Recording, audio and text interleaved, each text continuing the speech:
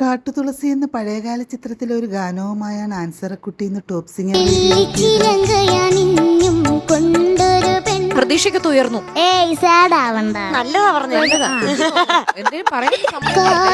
MS ബാബുരാജിന്റെ സംഗീതത്തിൽ KJ Yesudas ആലപിച്ച ഗാനമാണ് താരം മനോഹരമായി.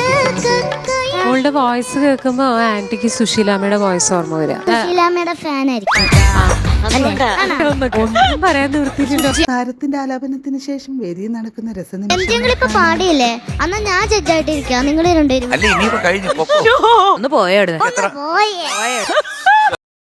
അഭിമന്യു എന്ന ചിത്രത്തിൽ KS ചിത്ര ആലപിച്ച മനോഹര ഗാനവുമായാണ് ശ്രീലക്ഷ്മി ഇന്ന് ടോപ്പ് സിംഗർ വേദിയിലെത്തിയത്.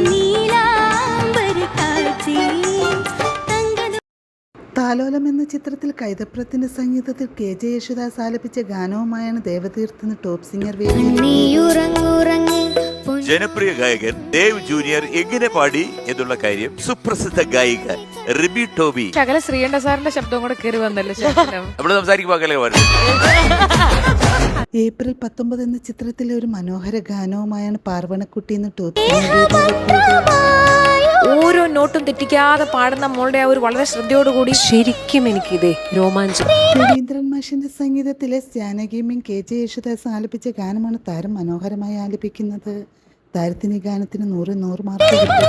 ഇത്രയും അതിമനോഹരമായിട്ടും ഗംഭീരമായിട്ടും പാടുമെന്ന് അങ്ങള് സ്വപ്നത്തിൽ പോലും വിചാരിച്ചില്ല. ഇനി ഇത് തുടർന്നുകൊണ്ടേയിരിക്കും, തുടരും.